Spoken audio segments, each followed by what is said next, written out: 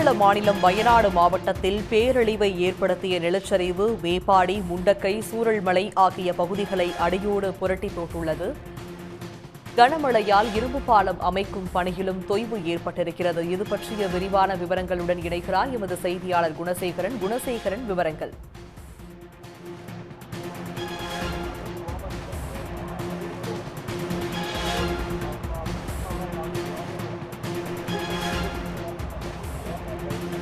பெரும் மழையால் ஏற்பட்ட வெள்ளப்பெருக்கில் சிக்கி நிலச்சரிவு ஏற்பட்டு சிதையுண்டு கிடக்கக்கூடிய இந்த வயநாடு மாவட்டத்தில் இருக்கக்கூடிய இந்த பகுதிகளில் தான் தற்பொழுது இந்த இரண்டாவது நாளாக இந்த மீட்பு மற்றும் நிவாரணப் பணிகள் என்பது தொடர்ச்சியாக நடைபெற்று வரக்கூடிய சூழ்நிலையில் தற்பொழுது முண்டக்கை மற்றும் சூரல்மலை ஆகிய இந்த பகுதிகளில் ஒரு கனமழை என்பது பெய்து வருகிறது. மதியத்திற்கு பிறகாக விட்டு மிதமான அளவில் இருந்த மழை தற்பொழுது கனமழையாக மாறியிருப்பதன் காரணமாக இங்கு இருக்கக்கூடிய இந்த மீட்பு பணிகளில் தொய்வு என்பது ஏற்பட்டிருக்கின்றது. குறிப்பாக இந்த பகுதியில் செல்லக்கூடிய இந்த இருவழிஞ்சி ஆற்றில் ஏற்பட்ட வெள்ளப்பெருக்கு தான் இந்த இரண்டு கிராமங்களிலும் இத்தகைய பெரும் சேதத்தை ஏற்படுத்தி இருக்கின்றது. தற்பொழுது இந்த பெய்து வரக்கூடிய இந்த கனமழையின் காரணமாக இந்த ஆற்றில் இருவழிஞ்சி ஆற்றில் தற்பொழுது மீண்டும் அந்த வெள்ளப்பெருக்கு என்பது தற்பொழுது ஏற்பட்டிருக்கிறது.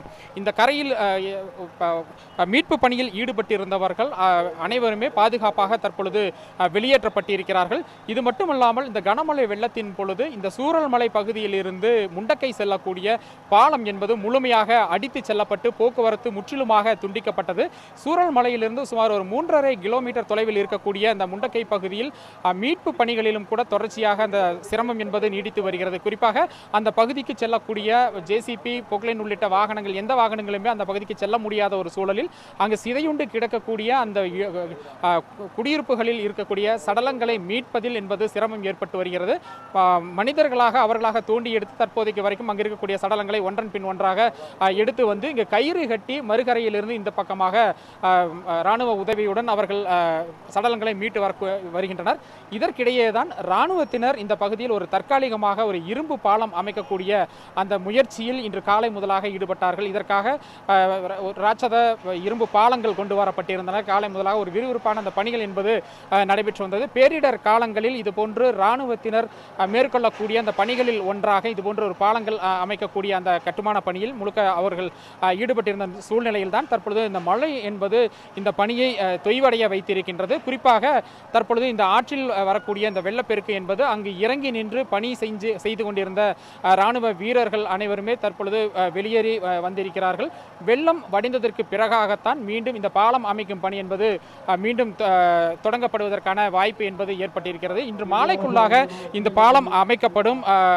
அதற்கு பிறகாக முண்டக்கை பகுதிக்கும் இங்கிருந்து கனரக அதாவது ஜேசிபி உள்ளிட்ட வாகனங்கள் மூலமாக மீட்பு பணிக்கான அந்த வாகனங்கள் செல்வதற்கான வாய்ப்பு இருப்பதாக எதிர்பார்க்கப்பட்டிருந்த அந்த சூழ்நிலையில் இந்த கனமழையின் காரணமாக இந்த மீட்பு பணிகளில் தற்பொழுது அந்த தொய்வு என்பது ஏற்பட்டிருக்கிறது. இது மட்டுமல்லாமல் அந்த பகுதியில் இருக்கக்கூடிய அந்த மக்கள் சிலருக்கு ஒரு சிறு பாலம், அதாவது மரத்தாலான பாலம் ஒன்று இராணுவத்தினர் அமைத்திருந்தார்கள். தற்பொழுது அந்த பாலத்தையும் மூழ்கடித்து இந்த வெள்ளம் செல்லக்கூடிய சூழ்நிலையில் மறுகரையில் இருப்பவர்களும் கூட இந்த பக்கம் வந்து செல்ல முடியாத ஒரு சூழல் என்பதும் தற்போது வரைக்கும் நீடித்து வருகின்றது. இது மட்டும் இல்லாமல் இந்த சூரல்மலை பகுதியை பொறுத்த வரைக்கும் 100க்கும் மேற்பட்ட குடியிருப்புகள் இருந்த இடம் கூட தெரியாத அளவிற்கான முழுமையாக அடித்து செல்லப்பட்டிருக்கின்றது. ஆற்றுவெளியில் பல கிலோமீட்டர் தொலைவிற்குத்தான் இந்த சடலங்களை கூட மீட்கக்கூடிய ஒரு அவல நிலை என்பது இருந்தது. அது மட்டும் இல்லாமல் வீடுகள் இருந்த இடமே தெரியாத அளவிற்கு, அந்த சுவடுகளே இல்லாத அளவிற்காகத்தான் வெறும் பாறைகளும் சேரும் சகதியுமாக காணப்படுகிறது. அது மட்டும் இல்லாமல் அந்த மழை பெய்த பொழுது மலைப்பகுதியிலிருந்து அடித்து வரப்பட்ட பாறைகள், ராட்சத பாறைகள் முழுமையாக கிடைக்கின்றன. அவற்றிற்கு இடையே ஏதேனும் சடலங்கள் இருக்கின்றனவா என்ற அந்த மீட்பு பணியிலும் இங்கு இருக்கக்கூடிய அந்த மீட்பு படையினர், குறிப்பாக தேசிய பேரிடர் மீட்பு மற்றும் மாநில பேரிடர் மீட்பு படையினர், அதே போன்று முப்படை இராணுவத்தினர்,